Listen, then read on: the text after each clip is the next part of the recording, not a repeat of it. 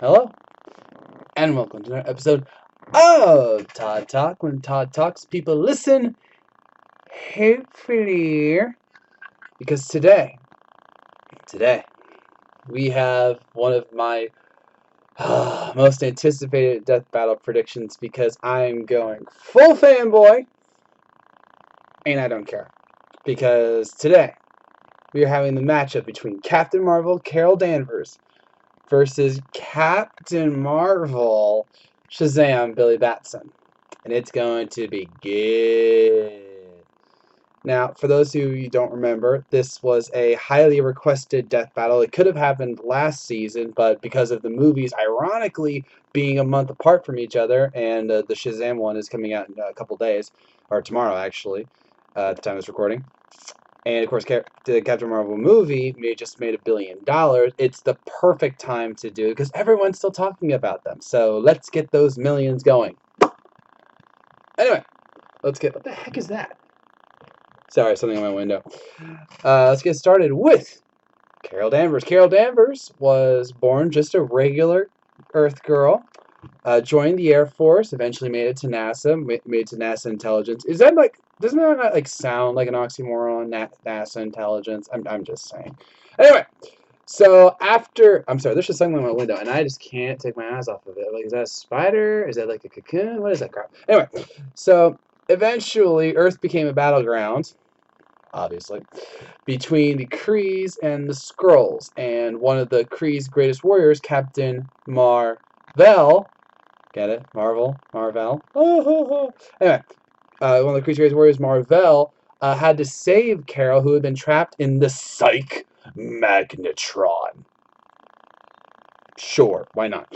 And then recently they tried to retcon her past even more, but this is the one everyone really knows. So ignore what you saw in the movie. This is what really happened. The Psych Magnetron actually allowed Carol to absorb certain parts of Captain Marvel's, and I'm just gonna say Captain Marvel's energy, giving her a third Kree lobe, and allowing her to have multiple powers of the Kree, along with her own special twist on things. So she became super strong, super fast, super durable, and of course, being able to both absorb and project photon energy blast, which, if you saw the Captain Marvel movie, can be pretty, as it almost said, pretty freaking powerful. And so she became a superhero, kinda, because originally her brain wouldn't actually let her remember that she was a superhero, so she kind of had, amnesia half the time. But eventually she found out, became Miss Marvel, Binary, Warbird, Miss Marvel again, and then finally, thanks to Kelly Sue DeConnick, look her up, seriously, she became the one, the only Captain Marvel, kind of, legality and all that. But yeah, she is the Captain Marvel in the comics right now, and until something else happens, she is Captain Marvel.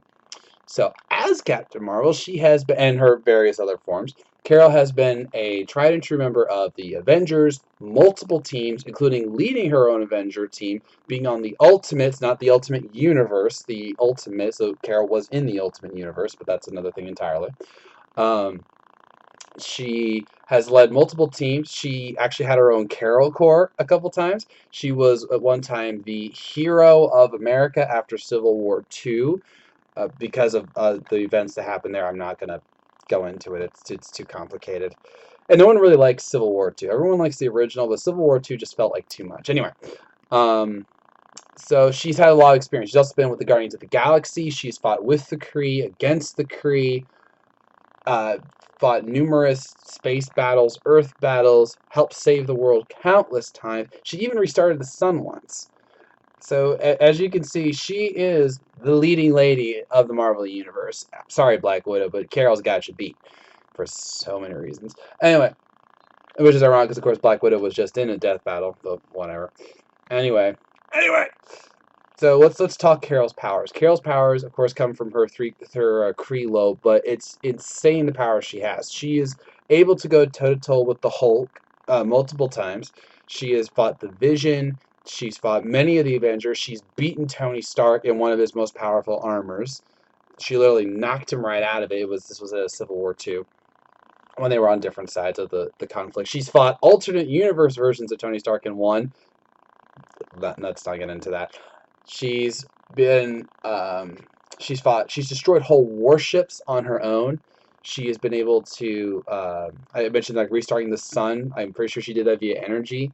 So yeah, her power is incredible. Now she's not. There's a lot of debate about whether she's the most powerful character. I seriously doubt she is because of various reasons, including the fact that Thor can actually break planets with his shockwaves. She has destroyed a planet as binary, which I'll get into in a second. But her upper echelon is dependent on certain things. So I know there's like this whole debate about her being like the strongest character in the MCU. That's really up for debate, but you know we're not going to get into that here. So, but she is, without doubt, one of the most powerful Avengers, which is why Carol keeps being on these teams, and they go to Carol to get things done because they know that she will get things done. She's also incredibly fast.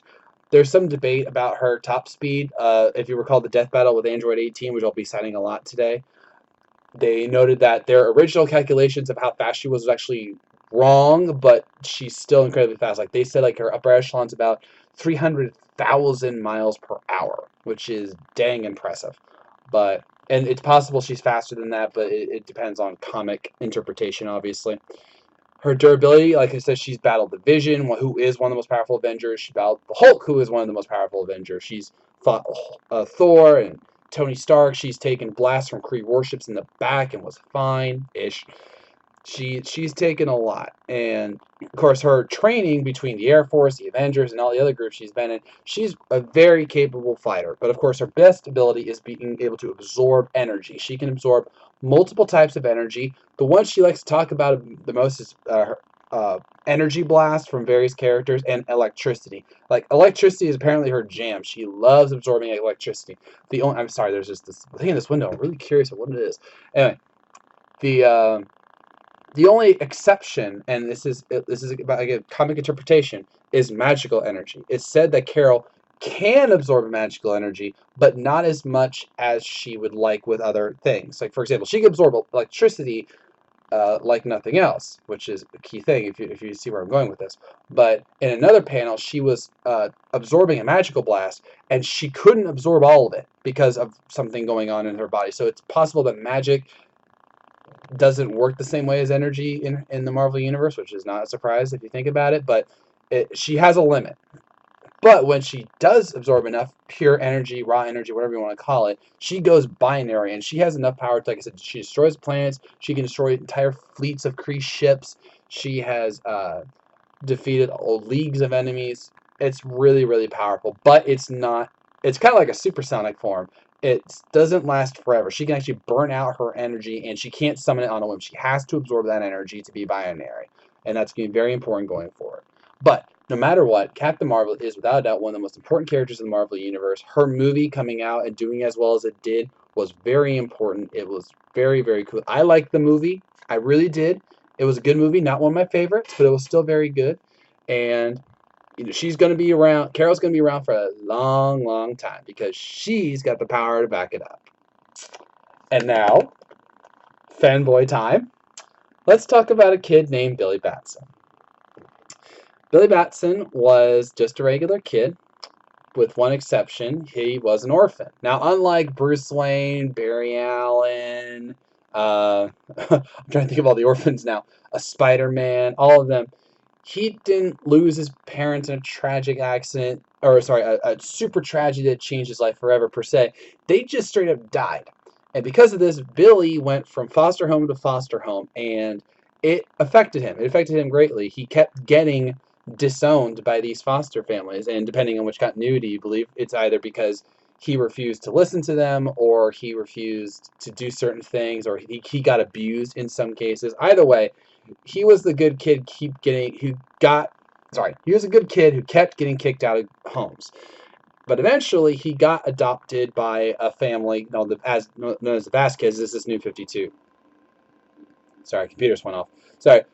He got adopted by the Vasquez's, which is the New 52, and he got a new family with Mary Bromfeld, who's actually his sister, Freddie Freeman, Pedro Gomez, Eugene Choi, and Darla Dudley. And of course, the Vasquez's Victor and Maria, I think. Sorry, it's been a while.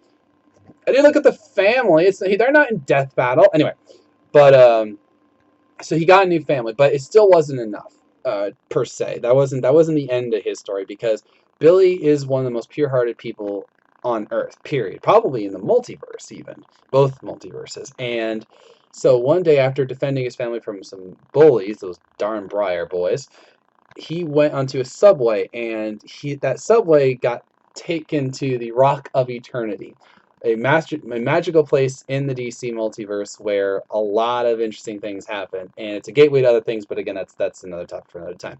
The wizard there, also known as Shazam, needed someone to take his powers to become Earth's mightiest mortal and to protect the realm from dangers such as Black Adam and other things that he knew was coming. But he needed someone he knew would not abuse the powers, because that's what happened with Black Adam. Black Adam abused the powers, and thus bad things happen. But he saw the pureness and wellness and innocence of Billy and knew that this was his proper heir. So he gave Billy his powers, and he became Captain Marvel. What? I can't call him that anymore? What do you mean I can't call him that anymore? That's his name. It's Captain Marvel. What do you mean legality? Fine. He's Shazam now. Yeah, that's not confusing at all. Anyway, so as Shazam, dang legality, he became one of the most powerful mortals in all of the realm. It's to be clear here, he is immortal. Even in his Shazam form, he is mortal. But he has the abilities of gods and legendary warriors. He has, in order, the stamina of Achilles. No, sorry, the stamina of Achilles. Hold on, I gotta say this right. The wisdom of Solomon, the strength of Hercules, the stamina of Atlas, the power of Zeus, the courage of Achilles. There we go. Sorry, and the speed of Mercury. Which, yes, I know some of them are demigods in Achilles' case, and Solomon was blessed with wisdom from God, but it's still gods and powerful warriors. So he's got basically these 6 powerful entities inside of him in his own special way. And it's not just, oh yeah, he's got super strength, he's got super speed and everything. It's a real thing that these are 6 entirely different entities. Allow me to explain. The Wisdom of Solomon is, think of it like a Encyclopedia Britannica of things, because not only can he know things on a dime that he didn't know before, the Wisdom of Solomon can actually predict enemies' powers, abilities, and strategies, which allow him to do certain things. For example, in one case, he was about to fight a guy who was holding a kid hostage, and he wanted to attack him, but just before he did, the Wisdom of Solomon said, "Stop!" And right as he did, the bad guy spoke, "If you kill me, the kid dies too." So the Wisdom of Solomon was able to perceive outside of Billy's own consciousness what was going on. And then another time, while he was teaming up with Superman, he was able to discern an enemy's powers and then worked out how to deal with it. And when Superman said, "Have you fought him before?" he goes, "No, I just knew."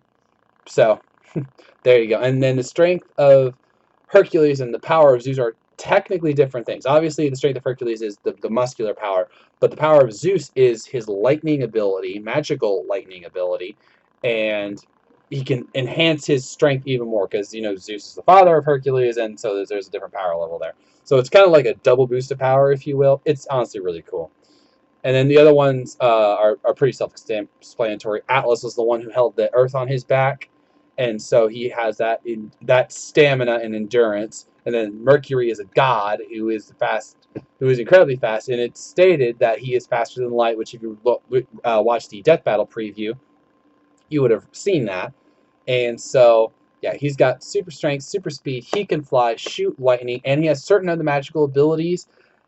But they're honestly up for interpretation because he has magical abilities within him because he was blessed by a wizard. But all that they are, it's kind of random and not exactly defined. He's not a full-blown wizard, though technically he can be. And by what I mean by that is Black Adam, who is like his equal minus the evilness. Or he's more of an anti-hero now. But in one issue of a comic, Black Adam used a spell to turn a guy to stone. Right? So that means that within him, Billy has the power to have all these magical abilities, but they're not as defined as his strength, speed, electricity, and all that. Okay? So that's just important to know. So as Earth's Mightiest Mortal, he has went up against and defeated numerous foes, including Black Adam, again his equal, and also blessed with the same powers as the Wizard. He's beaten him multiple times. He's beaten Sabak, Ebok, Mr. Mind, the Worm, and the Monster Society of Monsters, because that's a great name, obviously.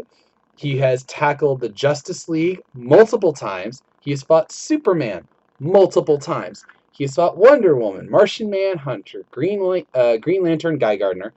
He's fought Lobo, who again is on par with Superman in many ways. He has raced the Flash and called him a slowpoke. He has defeated certain enemies that were... He once broke a crystal that was containing Superman. I want you to think about that for a second. The crystal was containing Superman. Superman couldn't get out of it. Shazam broke it in one punch. I'm just saying. So Billy has an incredible amount of power and ability, and although it's hard to measure at times, seriously, this window thing is just bothering me. Anyway, his power thing is a little bit hard to measure because of the nature of comics, but the best way to... hiccups. The best way to break it down is in a fight with Superman. And it's key here to say, Superman is not weak to magic. He is just not immune to it. And what I mean by that is, Superman's abilities allow him to take a large amount of damage, and he's resistant to certain attacks. Like physical attacks don't hurt him as much as he can because of his solar energy. His magic does not have that. Magic is the cutoff. He feels the full brunt of magic, all right, without any help, which is not a weakness, all right. Kryptonite is his weakness because it drains, or a red sun because it drains his yellow sun energy. But you know, he doesn't cower in front of magic. It's just he has to be extremely careful. But still, even with that, in one issue or arc or whatever, Superman was possessed by Eclipso, who is one of the most dangerous foes in the DC universe, and he fought Shazam while possessed, which means he was in no control of his mind, and Eclipso had full reign. So these two duked it out, and they were going blow for blow, and Billy Shazam caught a punch from Superman. He just caught it straight up. And then another time, he literally just headbutted him, and he made Eclipso Superman bleed. All right? So, and that's without magic. That's just his pure raw power. His magic is his lightning, which he did use to defeat Superman in 2 punches once, but that's about it. So, as you can see, there is a difference between his magical energy and his physical powers. Okay, that gets confused a lot. That's why I also did that spiel about what his magical abilities are. So, anyway, Shazam has done a lot, and even though he's had one of the more sad and interrupted comic runs, hint, he once was beating Batman and Superman comic sales, then got sued until eventually DC absorbed him and tried to bring him back, but it didn't really work. And now Jeff Johns is here to save us all and bring Shazam back into the fold. And then thank you, Zachary Levi, for doing the Shazam movie. I'm sure it's going to be amazing. I'm going to see it this weekend. Anyway, so there you go. Now, here's the question. Who wins in the Battle of the Captain Marvels? I don't care about legality. Shut up. Who can win in the Battle of the Captain Marvels? Ironically, it may be a little clearer cut than you might think. Now, I've seen a lot of people say that Shazam's got this down pat because I love this scaling, by the way, but they said that Shazam can beat Superman. Superman can beat Goku. Goku can beat Android 18. Android 18 beat Carol Danvers. So, like, that's the scaling that they're using to define the victory. I don't think it's like that, but we can talk about Android 18 because I think this is the key difference. If you recall the death battle with her and Carol, yes, they made the mistake of saying that Android 18 absorbs energy and thus could absorb anything that Binary or Carol can do. That was inaccurate, and they admitted it. However, the death battle did not... Stupid computer. The death battle itself did not change because that wasn't what defeated Carol. What defeated Carol was that Android 18 knew to not feed her energy so she couldn't go binary. She realized, because of her own experience, that if she gave her energy, she gave her more power, which again was not a guarantee that she could win. She just ran her down, wore her out, and then, you know, beat her. I honestly believe that this is how Shazam is going to win this death battle. Here's why. First off, he has the wisdom of Solomon, which again allows him to understand his enemy's powers, and see that something is going wrong. So let's just say that Carol can absorb his magical electricity, which is very much up for debate. I've seen a lot of people talk about this. It's very much up for debate whether she can, because it's magical energy, not pure electricity. Okay? But let's say she can. The moment he does it, the Wisdom of Solomon is going to say, don't do that again. She's absorbing your energy.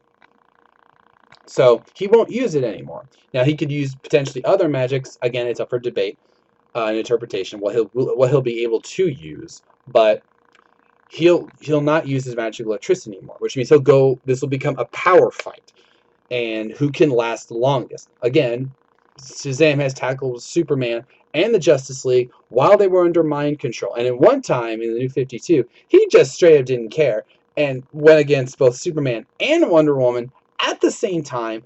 And he was punching Superman while he was tangled up in the lasso of truth, dragging Wonder Woman behind him. And then when the battle was over, he's like, what do you want? So there you go. So when you calculate all of that, and again, in a strength for strength fight, I really believe Shazam has it.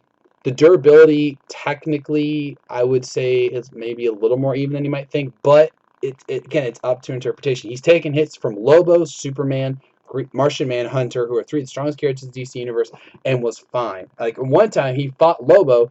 Lobo decked him, which Lobo never holds back, and he's like, "I don't want to fight you," and he goes, "Yes, you will fight me." And then they had a big fight. And he actually broke a Caesarian chain, which are incredibly hard to break.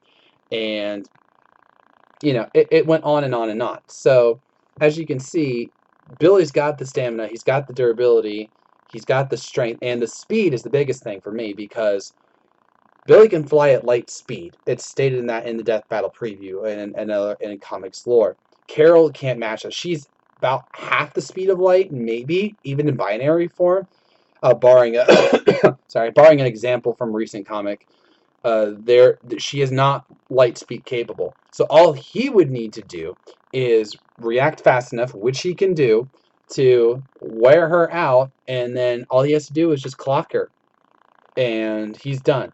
Now there is a possibility Carol can win, but it's cheating because he would have to call his name and turn back into Billy Batson, and there is no chance in heck they're going to let Carol Danvers kill Billy Batson, all right? I've seen people talk about this.